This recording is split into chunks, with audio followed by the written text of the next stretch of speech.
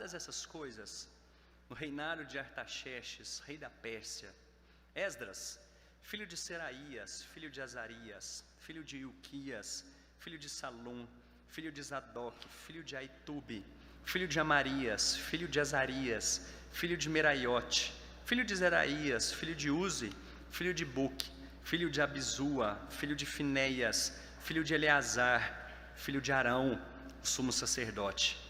Este Esdras subiu da Babilônia. Ele era escriba versado na lei de Moisés, dada pelo Senhor, Deus de Israel. E segundo a boa mão do Senhor, seu Deus, que estava sobre ele, o rei lhe concedeu tudo quanto lhe pedira. Também subiram a Jerusalém alguns dos filhos de Israel, dos sacerdotes, dos levitas, dos cantores, dos porteiros e dos servidores do templo, no 7º ano do rei Artaxerxes. Esdras chegou a Jerusalém no 5º mês, no 7º ano deste rei. Pois no 1º dia do 1º mês, partiu da Babilônia, e no 1º dia do 5º mês, chegou a Jerusalém, segundo a boa mão do seu Deus sobre ele. Porque Esdras tinha disposto o coração para buscar a lei do Senhor e para cumprir, e para ensinar em Israel os seus estatutos e os seus juízos. Vamos orar mais uma vez? Santo Deus, nós te louvamos porque até aqui o Senhor tem nos conduzido, e eu rogo para que o Senhor derrame graça superabundante sobre nós agora diante da Tua palavra. Obrigado porque nós podemos estar diante da Tua presença, da Tua santa presença, e que o Senhor nos dê entendimento da Tua palavra, que o Senhor nos guie neste momento, guie as palavras da minha boca, para que atinja o nosso coração, a nossa mente, isso produza raiz profunda em nosso ser, e que a gente diante desse ano possa buscar conhecê-lo cada dia mais, buscar a Tua palavra e viver por ela, ó Deus. Nós oramos assim, confiados no nome santo de Jesus. Amém. Eu creio que a maioria de nós, nesses últimos dias de 2009, essa primeira semana que nós estamos vivendo desse novo ano, talvez paramos para pensar a respeito de algumas resoluções, de algumas metas, de alguns sonhos que nós tivemos, alguns que foram cumpridos, outros nem tanto. Pensar a respeito desse próximo ano, de atitudes e sonhos, metas que nós temos e como que nós vamos fazer para alcançá-las. Mas existe algo especial na vida do cristão que eu creio que precisa também ser repensado. A gente precisa parar um tempo para refletir, que é a respeito da nossa própria vida com Deus. Quais as metas que nós temos diante dele para esse ano? Quais as metas que nós temos diante da verdade, da palavra dele para nós, que nós podemos tomar, ou talvez não coisas novas, mas reassumir o compromisso, ou simplesmente parar um tempo para pensar como que a nossa vida com Deus está. E claro que daqui para frente a gente tem sempre novas oportunidades para buscar cada vez mais, para entender, para ler, para praticar aquilo que esse livro tem dito para nós. Eu creio que esse texto traz duas resoluções extremamente importantes para a nossa vida, que a gente pode aprender através de Esdras e tudo que foi escrito aqui.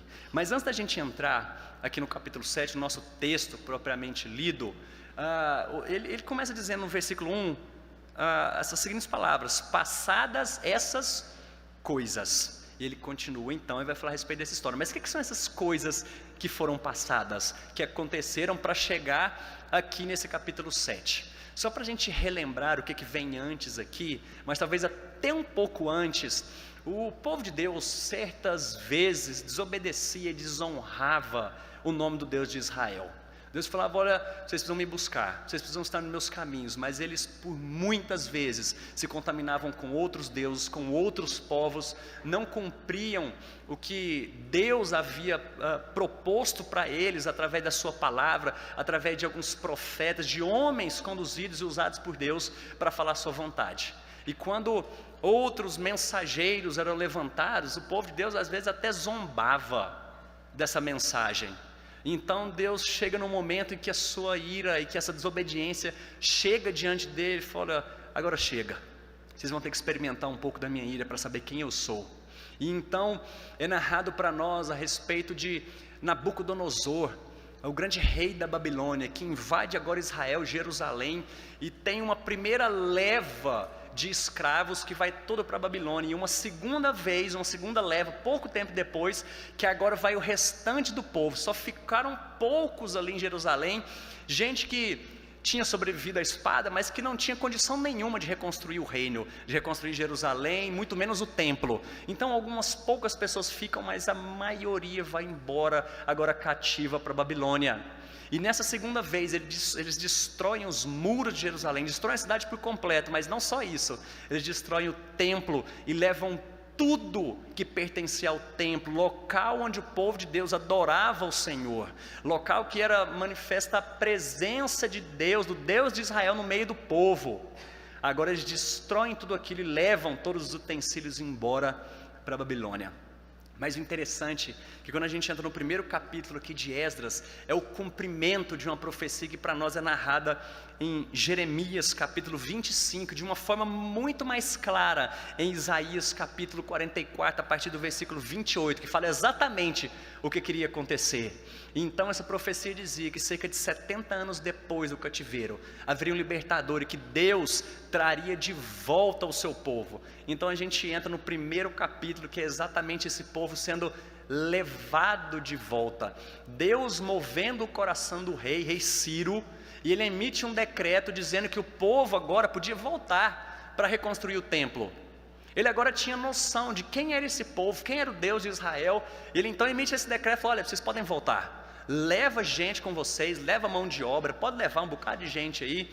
E não foram todos que voltaram, alguns já tinham sua vida adaptada ali, se deram muito bem na Babilônia e ficaram, mas a maioria do povo agora retorna sob o comando de Zorobabel, e eles então começam a reconstrução de Jerusalém e do templo, aquilo que era extremamente precioso para eles por causa do culto, por causa dos atos de adoração, dos rituais e tudo que eles faziam em celebração ao Deus de Israel. Então, não só essas pessoas voltam, mas eles recebem ofertas, e era muita coisa para a reconstrução desse templo. Então os capítulos posteriores começam a narrar para nós a reconstrução do templo. Eles fazem primeiro o altar, reconstroem todo o altar, começam a oferecer sacrifícios, e passam então a reconstruir o templo. E quando eles constroem todo o limiar, toda a base do templo, chegam alguns outros povos querendo fazer aliança com o povo de Deus. Só que Deus já havia dito para eles, eles aprenderam em 70 anos de cativeiro, que esse Deus não se permitia contaminar com outros povos. Ele não se permitia misturar com esses outros povos pagãos, que tinham outros deuses. E então, aqui o povo de Deus, juntamente com a liderança de Esdras, fala: opa, negativo. Aqui pode deixar que nós vamos reconstruir. Deus nos chamou para fazer isso aqui e vocês vão ficar longe. Esses povos começam a se revoltar, e alguns líderes deles escrevem uma carta agora para Artaxerxes, falando: olha, sabe esse povo que está reconstruindo o templo? Olha na história quem são eles. Então Esdras vai narrar para nós que eles pegaram o livro das crônicas, esse que a gente conhece. Olha, dá uma olhada nesse livro no histórico para ver quem é esse povo. Povo rebelde que queria se levantar como uma nação, uma grande nação que ia dominar sobre todo Israel. É esse povo que vocês permitiram reconstruir templo? Então agora eles são obrigados a parar essa reconstrução. Mas então os líderes ali do povo de Deus, eles enviam uma outra carta agora para Dario. Dario também vai atrás desse relato histórico do que estava escrito, e falou: opa, tem um decreto aqui de um rei, e tudo que é decreto, isso aqui vai se cumprir. Não adianta vocês quererem agora parar essa reconstrução, isso aqui já foi decretado, pode continuar a reconstrução. Então o povo, com muita alegria, agora com muito entusiasmo, o texto diz para nós que eles estavam animados com isso, trabalhavam para valer, para ver o templo reconstruído, e eles enfim reconstroem. Quando esse templo é terminado, tem um fato curioso, que diz aqui para nós que o choro e a alegria, o regozijo deles era tão grande, que nos povos em que muito longe se ouvia o júbilo desse povo. Só que não era só choro de alegria, porque o templo havia sido reconstruído, tinha gente chorando de tristeza, gente no meio do povo de Deus. Eram os mais velhos, que o texto narra para nós aqui antes desse capítulo, que eram os filhos dos servos de Salomão. E esses filhos dos servos de Salomão, eles conheceram no passado a grandiosidade, quão suntuoso era o antigo templo de Salomão.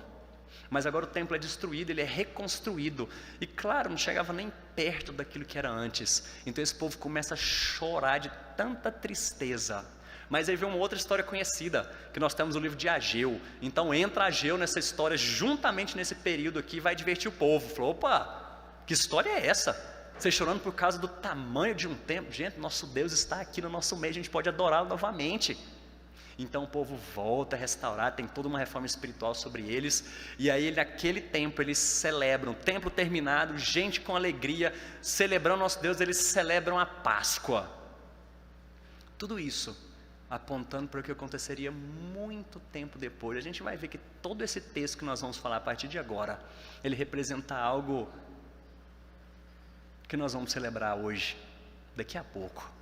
Mas então, depois de passadas essas coisas, templo reconstruído, altar, povo de Deus adorando, a Páscoa é celebrada.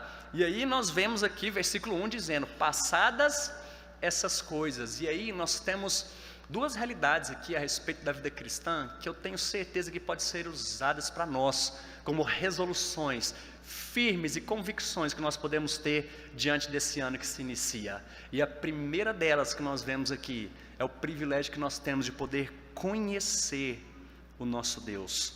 A primeira resolução que nós temos é de conhecer mais quem é o nosso Deus.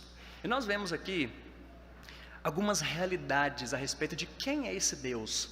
E nós podemos perceber que é um Deus que cuida da história. E por que nós podemos falar isso? Olha só que ele diz aí: passadas essas coisas no reinado de Artaxerxes, rei da Pérsia, Esdras, filho de Seraías, e começa aqui toda a ascendência de Esdras. Vai no último nome que ele cita, versículo 5, perdão. Filho de Abisua, filho de Finéias, filho de Eleazar, filho de Arão. Quem que era Arão? O sumo sacerdote. Olha só, porque que nós podemos ver aqui como que Deus é fiel à sua palavra e cumpridor das suas promessas. Arão tinha sido levantado como sumo sacerdote, porque ele era um representante, intermediário entre Deus e o povo. Era o sumo sacerdote que oferecia sacrifícios, oferecia holocaustos para que o povo tivesse seu perdão dos seus pecados. É ele que comunicava a palavra de Deus, e assim ele podia ter acesso, somente ele, acesso ao Pai. Mas ele está dizendo aqui, começou lá com Arão, e ele começa das próximas gerações, filho de fulano, filho de tal, filho de ciclano, filho de tal, Esdras, o libertador do povo. Quem que é o nosso Deus? É o Deus que a todo momento cuida da história. Isso aqui não começou aqui com Arão, começou muito antes. Quando Deus se revelou para Adão, e toda a história, a gente vê a história do pecado entrando no mundo, assim a morte.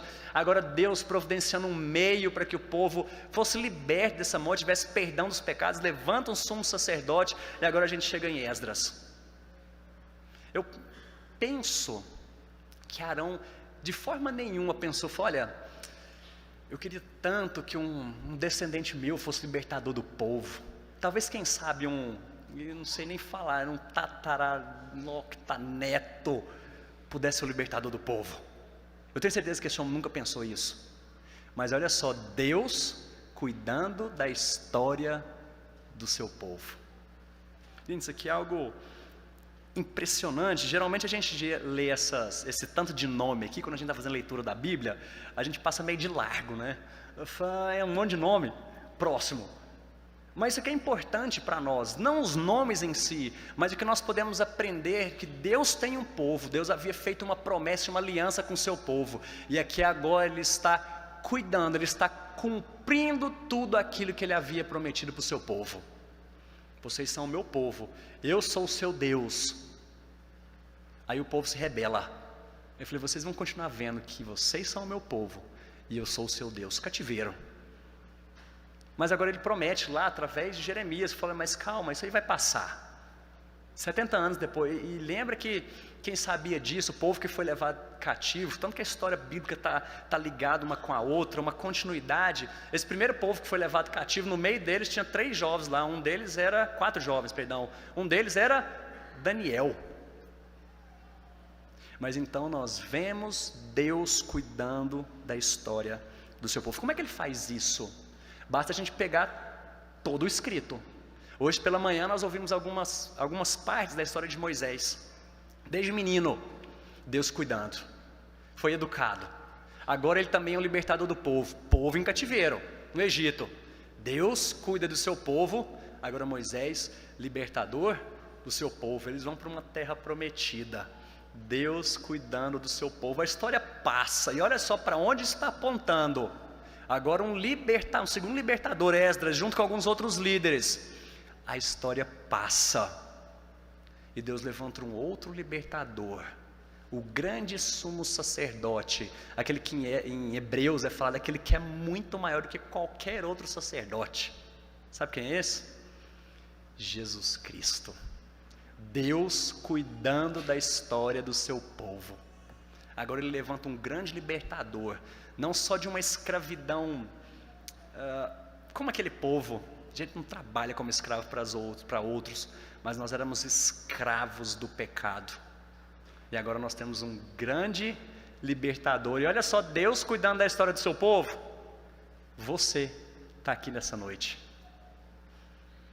Olha só que coisa preciosa nós podemos aprender a respeito desse Deus que cuida, que zela, que cumpre as suas promessas. E veja bem que isso é extremamente prático para nós, porque quando eu entendo e aprendo a respeito desse Deus da história que está conduzindo todo o seu povo de maneira muito prática, isso só serve para acalmar minhas ansiedades. Lembra quando Jesus diz: não andeis ansiosos? Deus está cuidando da criação, Ele cuida dos pássaros, Ele cuida das flores, Ele cuida de você. Eu já usei essa figura de linguagem aqui certa vez, essa história, mas imagine que você está assistindo filme com alguém e você já viu o filme, só que é um filme muito apreensivo, e a pessoa do seu lado, ela está angustiada com essa história, e gente, o que vai acontecer? Mas não é possível. E você bate no ombro dela e fala: calma, eu sei o final dessa história, calma. Claro que hoje não é muito bom contar final de filme, né? Porque é perigoso se apanhar. Mas imagina agora a gente nessa história, você apreensivo, noite sem dormir, não sabe o que vai ser desse 2020, talvez para você a perspectiva é péssima. Esse ano a gente já começou mexendo na história mundial, né? Já deu uma balançada, falou: perspectiva não sei não. Mas então vem uma palavra dessa aqui, Esdras batendo no nosso ombro e dizendo: calma, Deus está cuidando da história. E talvez você esteja pensando: que Deus é esse que está cuidando dessa tragédia que é a minha vida, dessa tragédia anunciada que eu estou patinando e voltando, eu não estou caminhando para frente, olha só o que está acontecendo com a minha vida. E aí mais uma vez Esdras vem nos dizer essa palavra, o próprio Deus vem dizer, bate no seu ombro falando: calma, eu estou cuidando da sua história, já sei o final dela, descansa. Olha só como isso é verdadeiro e prático para a nossa vida, e conhecer quem é esse Deus. E nós vimos só um aspecto aqui do Deus que está cuidando de toda a história. Nós não cremos em acaso, mas nós não cremos também em fatalismo, que existe algo, uma força maior que está te impulsionando para algo, que esse é o seu fim. Eu penso que a arte, de uma forma geral, ela retrata toda a história redentiva que é narrada nesse livro. Não é à toa que a gente tem essas boas histórias de super-herói. Quando o mal está vencendo, vem alguém e salva a humanidade. Te lembra alguma história desse livro?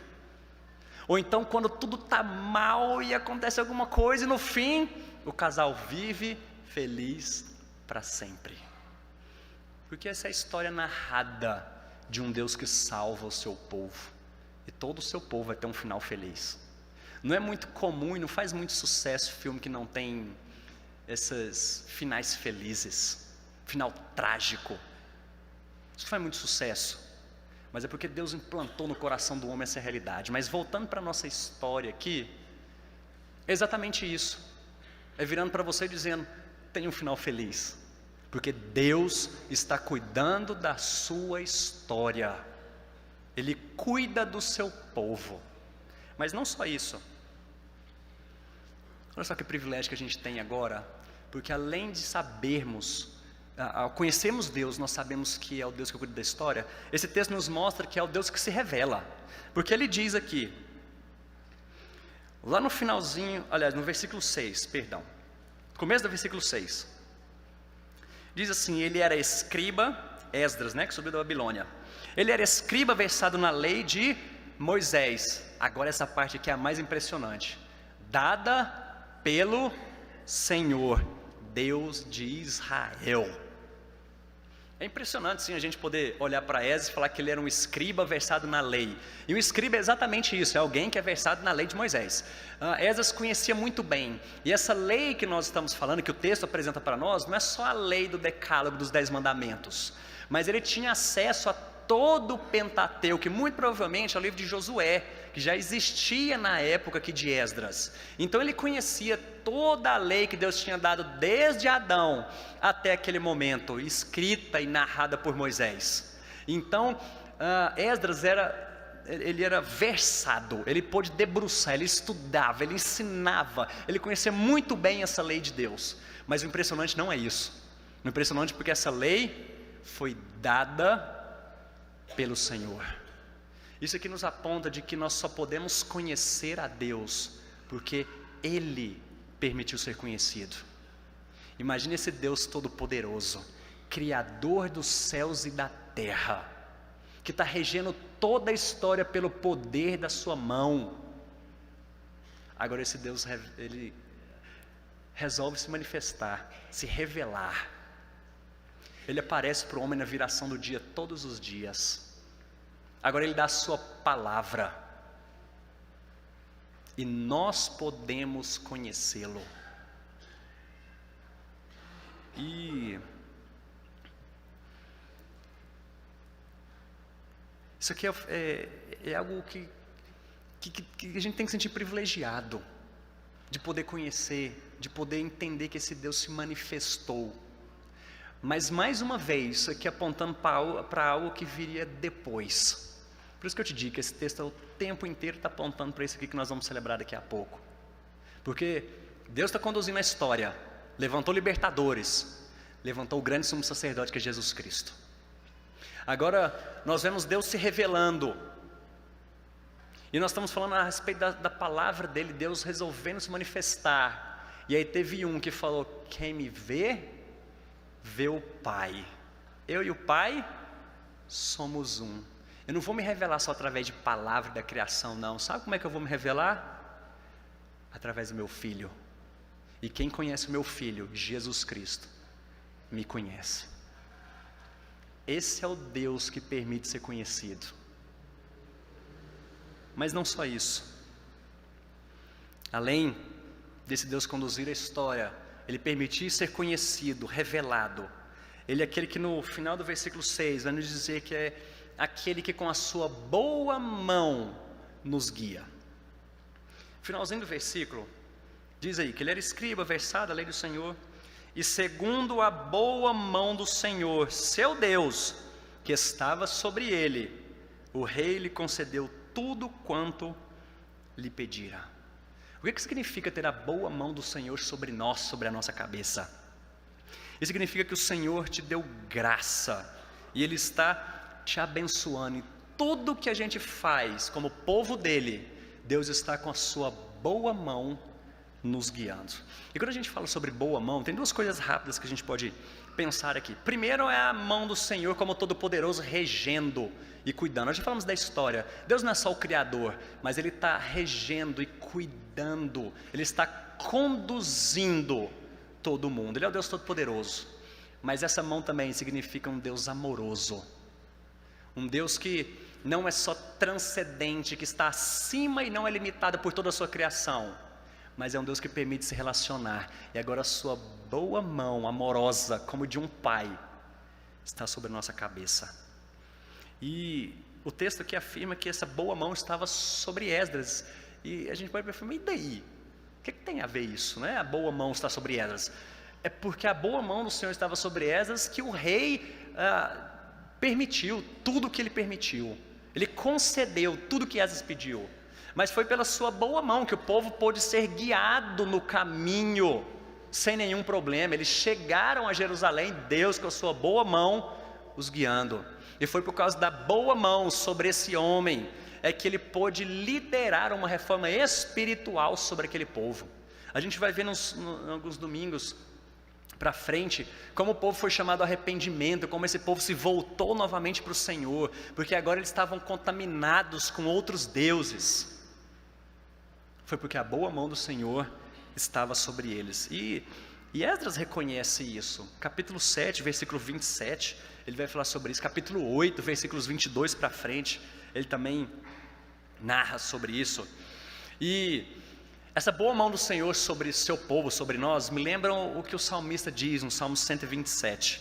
Eu tenho certeza que a maioria que conhece. E diz assim: se o Senhor não edificar a casa, em vão trabalham os que edificam. Se o Senhor não vigiar a cidade, em vão vigia a sentinela. Se o Senhor não guardar a cidade, em vão vigia a sentinela. O texto continua dizendo: inútil vos será levantar de madrugada, granjear o pão que penosamente você suou para ter, dormir tarde. E o texto termina dizendo: aos seus o Senhor dá enquanto dormem. Já falei para vocês a respeito da teologia do sono, que é dita por John Piper, porque isso aqui nos ensina muito, falar que aos seus o Senhor dá enquanto dormem, porque se não for a boa mão do Senhor sobre a sua vida, inútil será tudo que você estiver fazendo, inútil. Porque se o Senhor dá a você enquanto dorme, é porque a boa mão dele está sobre você. É por ele, é dele, é para ele todas as coisas. E o que nós precisamos rogar é para que a boa mão de Deus esteja sobre nós, sobre esse ano, neste ano, sobre a nossa vida, sobre tudo que nós fazemos, todos os nossos planos. Nós ouvimos isso na virada, no jantar da virada. Para aquele que vai, eu vou fazer um negócio, eu vou viajar, então, se o Senhor quiser. E eu espero que a boa mão dele esteja sobre a cabeça de cada um de nós. Porque caso contrário, você será inútil. Mas tem um lado contrário que a Bíblia nos fala também, que a boa mão de Deus, e tem um outro lado que talvez eu chamaria não tão boa mão de Deus, porque nós encontramos textos como Hebreus capítulo 10, que diz, versículo 31, horrível coisa é cair nas mãos do Deus vivo. E quando a gente vai mais uma vez para o salmista, Davi, Salmo 32, versículo 4, quando ele diz: porque a tua mão pesava sobre mim dia e noite. O que nós precisamos é da boa mão do Senhor sobre nós. Mas quando o povo se rebela, quando você se afasta desse Deus, desse Pai, em rebeldia mesmo, talvez pecado que não é confessado, que é guardado, não deseje que a mão do Senhor pese sobre nenhum de nós, mas o que nós precisamos rogar é que a boa mão dele esteja sobre nós.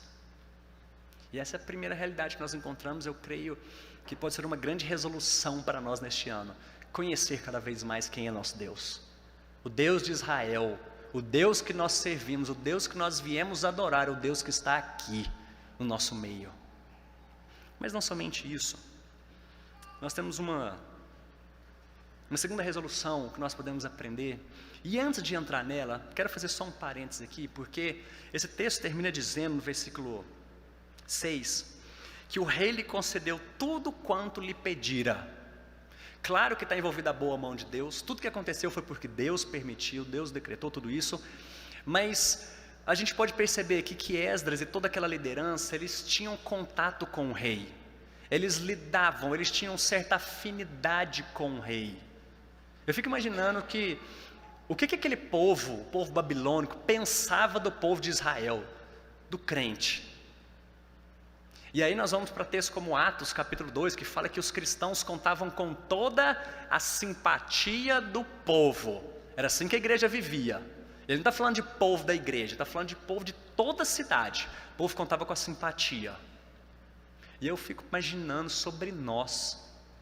O que o povo tem pensado e visto a respeito do povo de Deus, de mim e você? Claro que nós contamos com a boa mão de Deus. Mas eu creio que se não fosse o bom relacionamento que esses homens tivessem com o rei, e perceba aqui que eu não estou tirando a soberania, o cuidado de Deus, a boa mão dele, que foi a causa de tudo isso daqui. Mas dificilmente essas coisas aconteceriam. A gente precisa pensar sobre isso. O papel que nós temos exercido na nossa sociedade. Qual o efeito que essa igreja tem causado? E quando eu falo igreja, cada um de nós como membros dela tem causado aqui nessa cidade.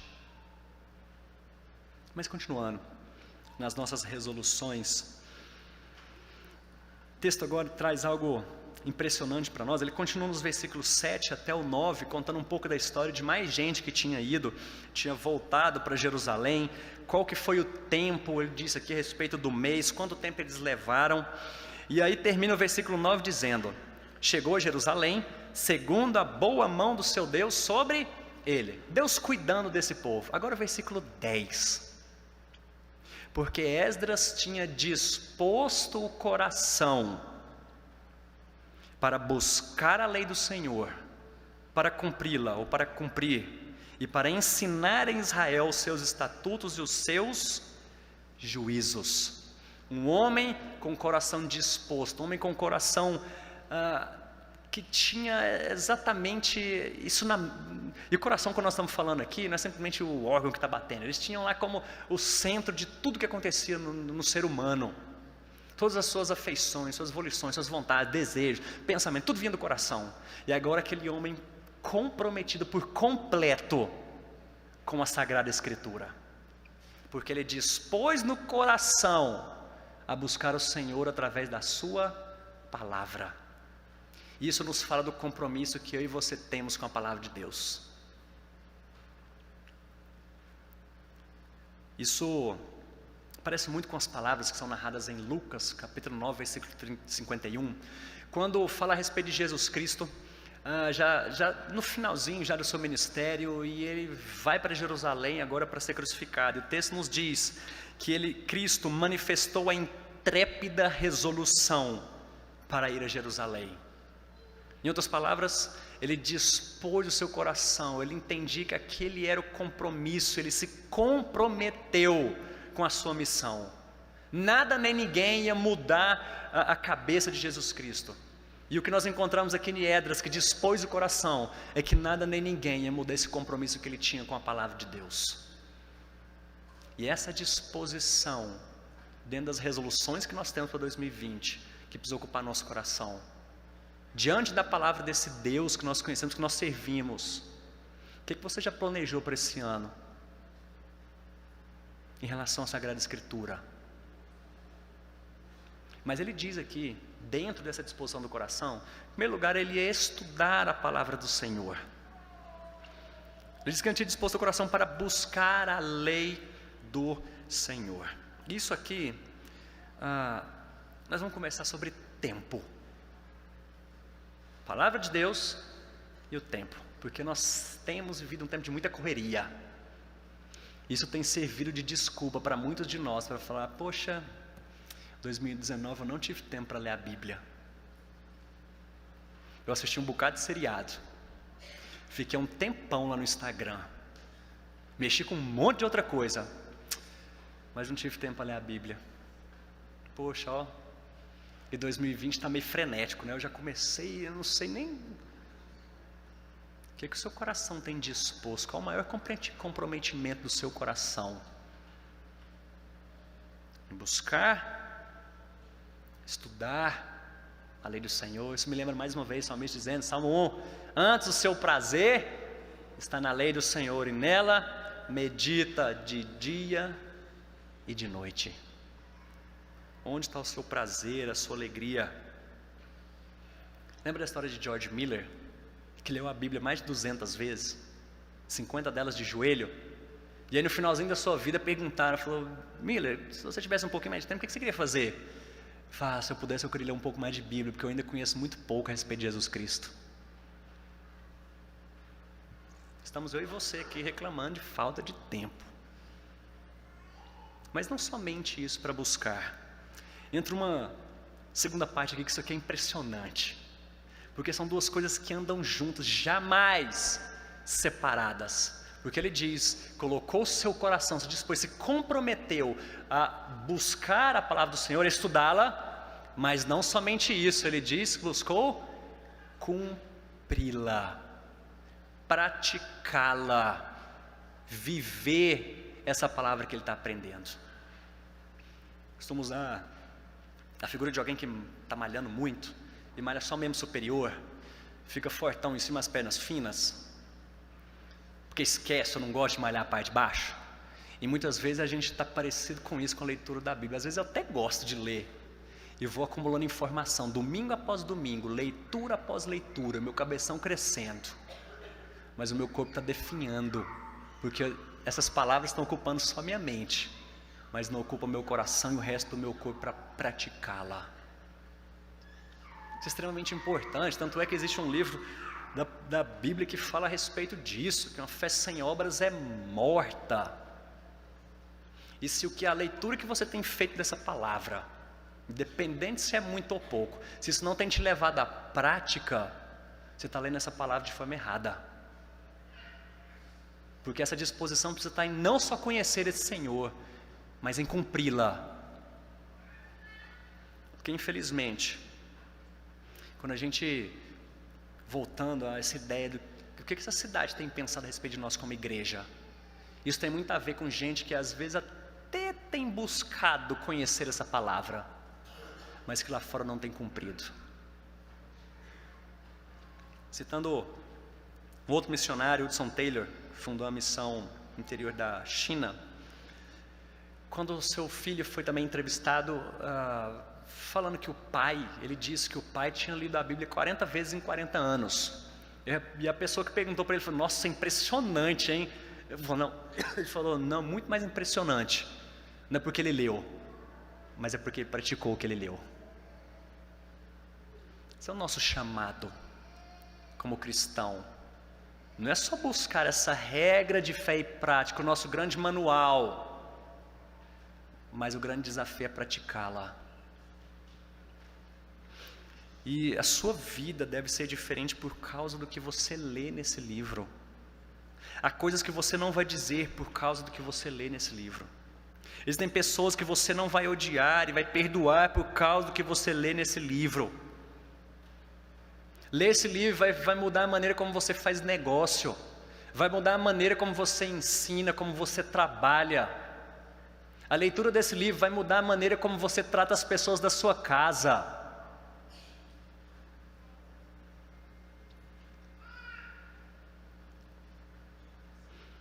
A gente acompanha muitos casos e dificuldades que a gente enfrenta dentro de famílias, dentro de relacionamentos. E quando a gente olha a base de tudo isso, é porque não tem um disposto coração em conhecer essa palavra, e muito menos praticá-la. Mas ele termina dizendo aqui que ele não se comprometeu só a aprender e a praticar, mas a ensiná-la. E tudo que a gente experimenta que é bom, isso é nosso de ser humano, a gente quer compartilhar. Tudo que causa alegria para o nosso coração, a gente quer contar para alguma pessoa. Não é à toa que a gente tem aí cerca de 3,5 bilhões de pessoas em rede social, geralmente contando as coisas boas que acontecem. Não estou falando mal não, isso é bacana, isso é bom a gente poder compartilhar. Mas se tem algo que precisa mexer com o nosso coração, e é o maior desejo para a gente poder ensinar e compartilhar, é a respeito da esperança que você teve em Jesus Cristo. Isso sim é algo para ser compartilhado. Isso é algo para ser ensinado. Eu estou falando só ensinar porque você agora vai chegar na sua sala lá de aula, vai sentar e falar, pessoal, hoje nós não vamos ver essa matéria aqui não, hoje o professor sou eu, vou ensinar a Bíblia para vocês. Não é isso. A gente não ensina só em cima de um púlpito, de um palco. Às vezes eu ensino muito mais pelas minhas atitudes. Que privilégio, pai e mãe, que Deus te deu de poder ensinar a Sagrada Escritura para o seu filho. Que grande privilégio.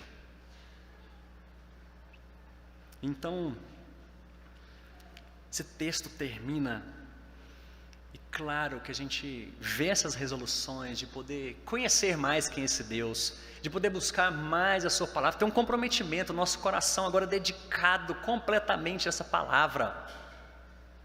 Mas quando eu estou falando de palavra, de escritura, sempre me vem à mente aqui a respeito do que João falava, que no princípio era o verbo. Mas uma tradução mais literal disso aí, está lá: no princípio era a palavra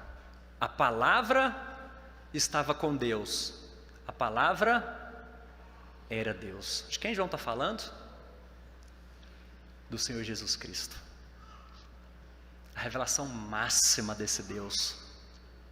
Eu quero dizer para você nessa noite aqui, que às vezes não entende muito bem a respeito disso que nós estamos falando, mas se o seu desejo é conhecer esse Deus, de poder descansar no cuidado dEle, de saber que Ele se revelou, que Ele tem uma palavra que mostra quem Ele é, que serve como nosso manual, que é um Deus que cura e que nos dá esperança, isso só pode ser feito pelo seu Filho.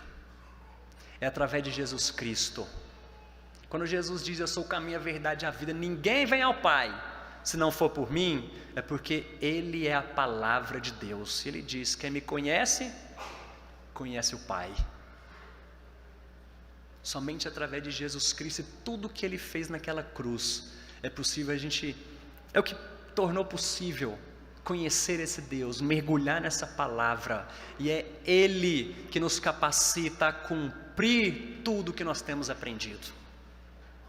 É pela boa mão de Deus sobre nós que nós conseguimos cumprir isso daqui.